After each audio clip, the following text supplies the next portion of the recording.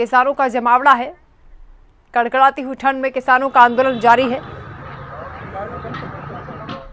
और उसी पर ज्यादा अपडेट के साथ संवाददाता सुमन हमारे साथ जुड़ रही हैं नोएडा से और संवाददाता खालिद गाजियाबाद से हमारे साथ जुड़ रहे हैं। सबसे पहले मैं नोएडा में सुमन आपके पास आ रही हूं। अभी किस तरह का मौसम बना हुआ है? मौसम विभाग की तरफ से क्या अलर्ट जारी हुआ है, क्या चेतावनी दी गई है?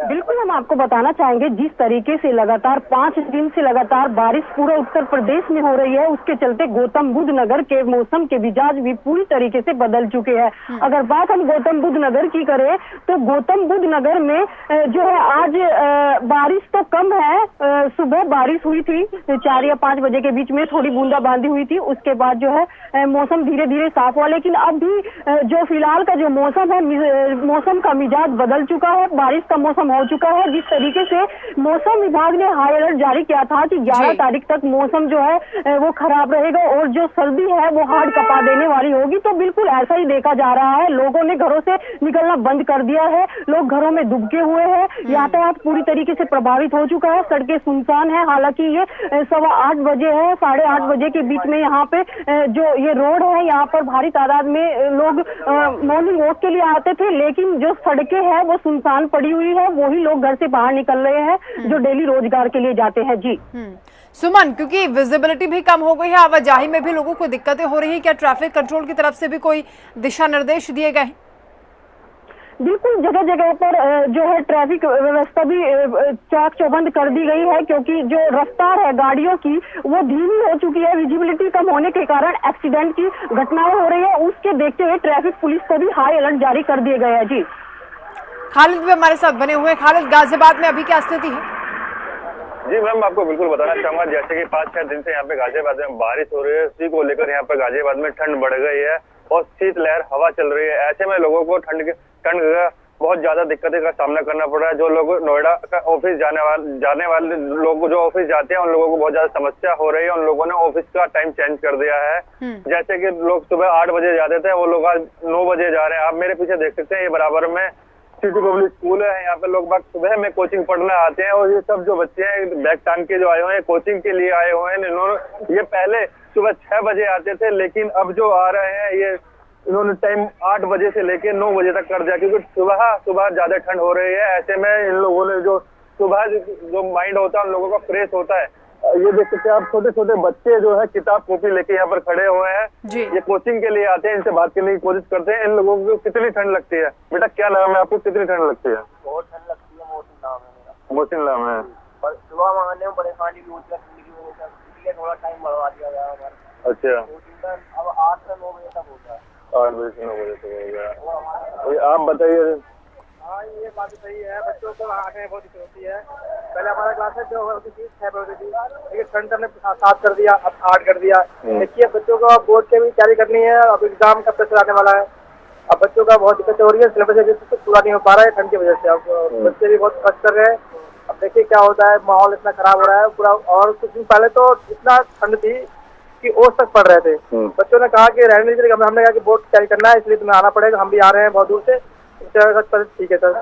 और बच्चों से जो है, बच्चे भी आ रहे हैं, सब बच्चे हमारे हैं और दिक्कतें बहुत हो रही है, क्या बताया जाए, लेकिन बोर्ड क्लियर। चलिए ठीक है, आप इधर भी देख सकते हैं मेरे साथ बेजुबान बेसहारा जो गाय है, ये किस तरीके से नर्वस गाय खड़ी हुई है। आप देख सकते हैं पूरी गाय जो ओस से भीगी हुई है। ऐसे में गाजियाबाद में जो लोगों को सितम सर्दी का ढाना पड़ रहा है, वो ज्यादा ही लोगों को उठाना पड़ रहा है। जी मैम। खालिद, आवारा पशुओं को तो काफी दिक्कतें हो रही हैं, आपने भी तस्वीरें दिखाई हैं। ऐसे में इनके लिए क्या कोई इंतजाम प्रशासन की तरफ से नहीं किए जा रहे हैं? जी बिल्कुल, आपको बताना चाहूंगा, रैन बसेरे में यहाँ पे 30 जगह रैन बसेरे लगाए गए हैं, जो कि वहाँ पे फुल हो चुके हैं। गाजियाबाद के जिला अधिकारी खुद रात निरीक्षण करने निकले हुए थे। जो लोग रोड पे फुटपाथ के नीचे पड़े हुए थे, उन लोगों को निरीक्षण के लिए रैन बसेरे के लिए उन लोगों को ले जाया गया, जहाँ पे आज वो फुल हो गए हैं। देखो आज क्या होता है। आप इधर देख सकते हैं, ये बेजुबान बेसहारा, इन लोगों को कोई भी देखने वाला नहीं है, क्योंकि ऊपर खुले आसमान में है। इन लोगों को यहाँ पर भीग गई है पूरी गाय, पूरी नर्वस हो चुकी है। ऐसे में इनको बोरी से अगर इसको ढक दिया जाए, इनको कहीं छत मिल जाए तो काफी सहारा मिलेगा, क्योंकि बेसहारा इन लोगों का कोई सुनने वाला नहीं है। खालिद, अभी मौसम साफ लग रहा है जहां पर आप मौजूद हैं इस वक्त। अभी क्या पॉल्यूशन को लेकर क्या स्थिति बताई जा रही है? जी मैम, आपको बिल्कुल बताना चाहूंगा, जैसे कि गाजियाबाद में बारिश पड़ी है, उससे पोल्यूशन तो साफ हो गया, जो कोहरा होता है उससे आज कोहरा भी नहीं है। ऐसे में जो कोहरा होता है लोगों को ज्यादा दिक्कत का सामना करना पड़ता है, क्योंकि एक्सीडेंट का खतरा हो जाता है। लोग सुबह ऑफिस में जल्दी जल्दी भागते हैं, ठंड की वजह से उसमें एक्सीडेंट काफी हो जाते हैं। खालिद, कुछ और लोग भी आपके पास मौजूद हैं, उनसे भी बातचीत करने का प्रयास कीजिए।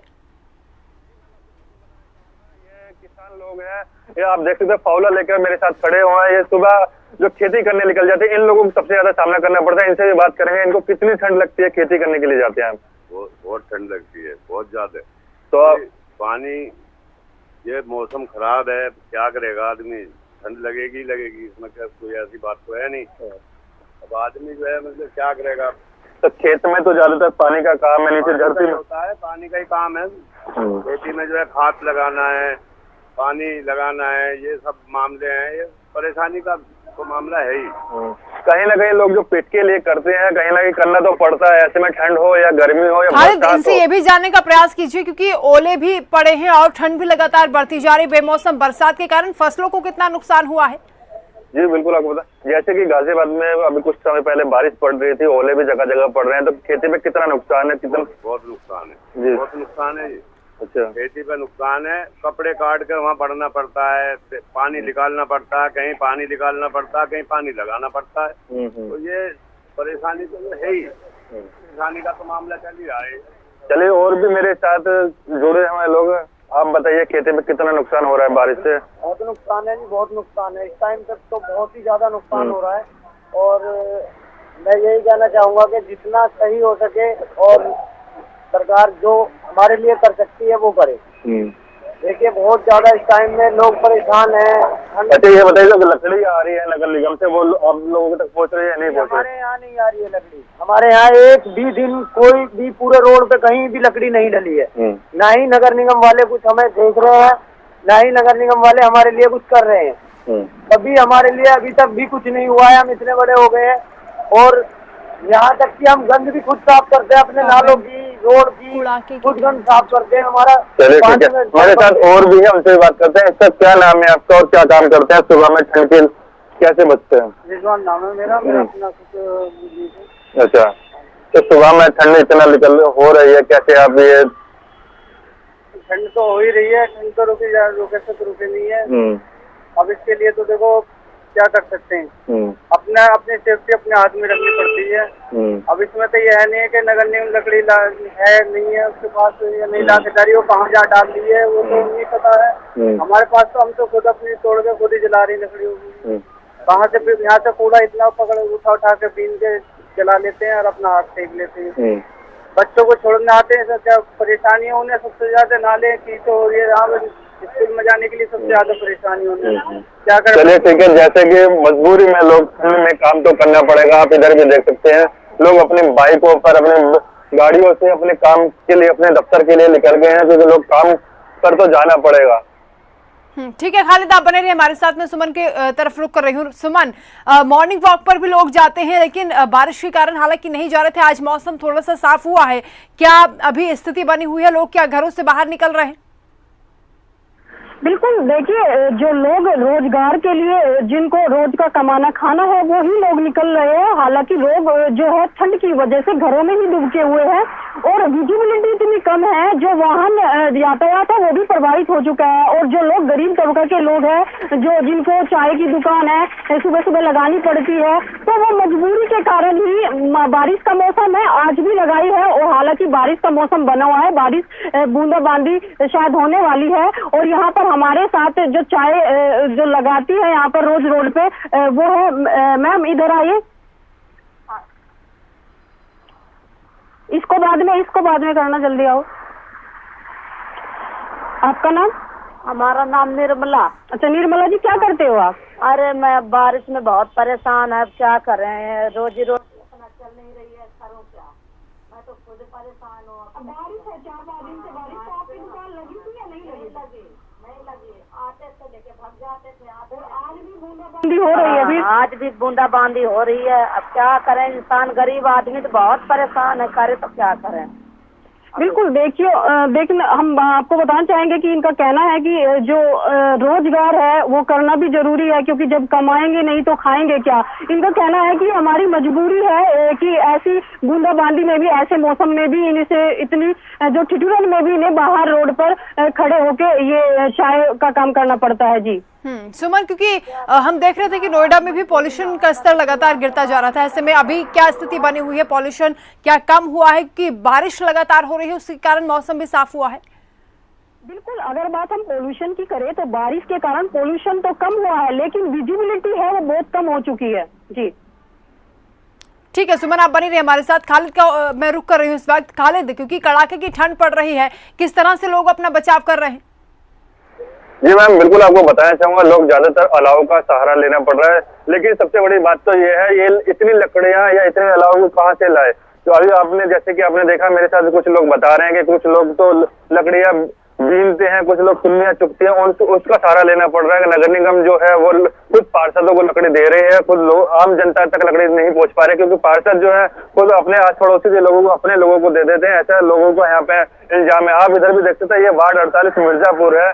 बारिश से पूरा यहाँ पे जल भराव हो गया, क्योंकि यहाँ पे एक तरफ नाली भी बन रही है, दूसरी तरफ 4-5 दिन बारिश होने के कारण पूरा गांव में पानी भर गया। ऐसे में जो लोग बरसात में जो निकल रहे हैं उन लोगों को बहुत ज्यादा समस्या हो रही है। आप इधर भी देख सकते हैं, ये पूरी मार्केट है विजयनगर में, जो ये सुबह खुल जाती है। आप मेडिकल स्टोर भी देख सकते हैं, आगे उधर जिम भी है।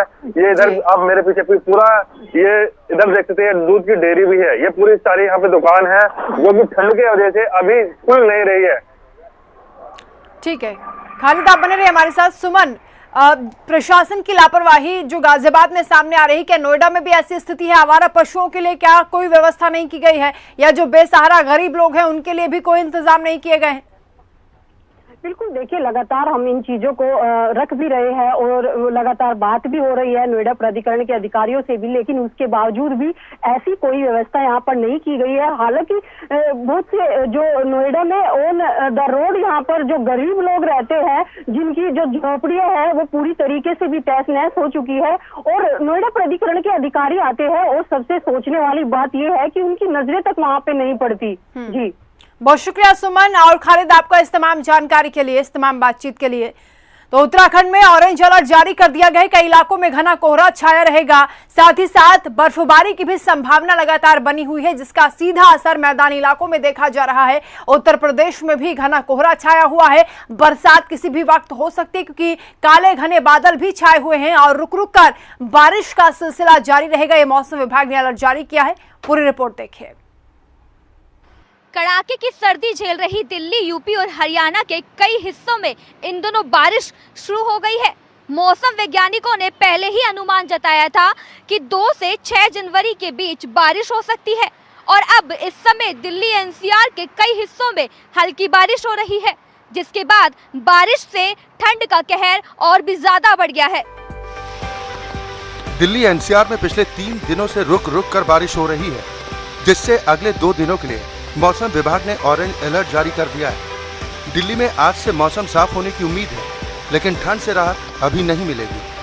आपको बता दें कि मौसम विभाग के मुताबिक 7 जनवरी से दिल्ली में शीत लहर का दूसरा दौर शुरू हो सकता है। पिछले 2 दिनों से दिल्ली एनसीआर के लोगों को एक साथ 3 मुसीबतों का सामना करना पड़ रहा है। वैसे तो इस वक्त दिल्ली सर्दी की चपेट में है, लेकिन इस मौसम में यहाँ के लोगों को जहाँ कोहरे का कहर झेलना पड़ रहा है, इन सब के बीच रात के समय तापमान थोड़ा बढ़ा है, लेकिन सूरज के बादलों में छिप जाने की वजह से अधिकतम तापमान में राहत नहीं मिलती। वहीं पूरे दिन राजधानी पर बारिश के बाद घना कोहरा छाया रहता है। मौसम विभाग के मुताबिक दिल्ली ही नहीं, पंजाब से लेकर लखनऊ तक के मैदानी इलाकों में रात का तापमान बढ़ जाता है। दिल्ली में भी रात का तापमान 11 से 12 डिग्री पर रहा, जो औसत से 5 डिग्री ज्यादा है। मौसम विभाग का अनुमान है कि दिल्ली एनसीआर पर बादल डेरा डाले रहेंगे और आज या कल के बाद दिल्ली का मौसम साफ हो जाएगा, लेकिन 11 जनवरी के बाद दिल्ली वालों को शीतलहर के अगले दौर का सामना करना पड़ सकता है। ये ठंड में प्रॉब्लम ही है जी, काम धंधा नहीं है, काम धंधा बिल्कुल खत्म हो गया है जी। ठंड की वजह से ज्यादा काम धंधा डाउन हो गया जी। हाँ जी, पिछले साल से ठंड लग रही थी? पिछले साल से ज्यादा है जी। हाँ। जी 3-4 दिन के पहले ठंड में ज्यादा ठंड है जी। जी मैडम जी, सर्दी में तो बहुत परेशानी हो रही है। सुबह शाम बहुत सर्दी हो रही है और उसमें ठंड भी लगती है, और सर्दी की वजह से काम पे भी बहुत फर्क पड़ा है। काम भी नहीं हो पा रहा। किराए की गाड़ी होती है, उसकी दिहाड़ी कवर करना भी बहुत मुश्किल हो रहा है। सुबह सुबह निकलने में परेशानी है, और सवारी आदमी को कमाई कम सवारी नहीं मिलता है। काम धंधे में फर्क पड़ा हुआ है, और कोहरे की वजह से कुछ प्रॉब्लम? कोहरे को ठंड की वजह से, जैसे जैसे ठंड बढ़ती है वैसे वैसे काम पर फर्क पड़ता है। दरअसल इन दिनों भारत के पहाड़ों पर जमकर बर्फबारी हो रही है। मौसम विभाग की चेतावनी सच साबित हुई और पिछले 24 घंटे में आसमान से बरसती बर्फ ने पहाड़ों को ढक लिया। भारी बर्फबारी की ये चेतावनी जम्मू कश्मीर से लेकर हिमाचल प्रदेश और पूरे उत्तराखंड के लिए की गई थी। उसके मुताबिक अगले 24 घंटे इन इलाकों के लिए भारी रहेंगे। वहीं मौसम विभाग के मुताबिक दिल्ली ही नहीं, पंजाब से लेकर लखनऊ तक के मैदानी इलाकों में रात का तापमान बढ़ जाता है। दिल्ली में भी रात का तापमान 11 से 12 डिग्री पर रहा, जो कि औसत से 5 डिग्री ज्यादा है। मौसम विभाग का अनुमान है कि दिल्ली एनसीआर पर बादल डेरा डाले रहेंगे और आज या कल के बाद दिल्ली का मौसम साफ हो जाएगा। लेकिन 11 जनवरी के बाद दिल्ली वालों को शीतलहर के अगले दौर का सामना करना पड़ सकता है। दिल्ली से ज्योति सिंह की रिपोर्ट, हिंदी खबर। चलिए अब रुक करेंगे बड़ी खबर की ओर। किसान आंदोलन का 43वां दिन है। आज किसान आंदोलन की रफ्तार लगातार बढ़ती जा रही है। आज किसानों की ट्रैक्टर यात्रा भी निकलेगी। 8वें दौर की वार्ता से पहले आंदोलन तेज किया जाएगा। गाजीपुर बॉर्डर से पलवल तक ट्रैक्टर यात्रा निकाली जाएगी। राकेश टिकैत के नेतृत्व में ट्रैक्टर यात्रा आज निकाली जाएगी। आज किसान ट्रैक्टर मार्च करेंगे। 26 जनवरी को ट्रैक्टर परेड की भी चेतावनी किसानों ने जारी की है। तो किसानों का आंदोलन लगातार तेज होता जा रहा है। 8वें दौर की बातचीत से पहले किसानों ने रणनीति बना ली है कि अगर इस बार भी बातचीत बेनतीजा रही तो 26 जनवरी की परेड में भी किसान हिस्सा लेंगे। अपने ट्रैक्टर के साथ वहां पहुंचेंगे। पेच कहां फंसा हुआ है वो आपको ग्राफिक्स के जरिए बता रहे हैं। एमएसपी को कानूनी गारंटी सरकार दे, किसानों की मांग है, जिस पर सरकार का स्पष्ट कहना है कि हम लिखित में देने के लिए तैयार हैं, लेकिन कानून वापस नहीं होंगे। देश और किसानों के हित में फैसले लिए जा रहे हैं, सरकार कह रही है, लेकिन किसानों को इस पर भरोसा नहीं है। अब पेच एमएसपी को लेकर फंसा हुआ है, एपीएमसी मंडियों को लेकर फंसा हुआ है। 8वें दौर की बातचीत में इसी पर बातचीत होगी।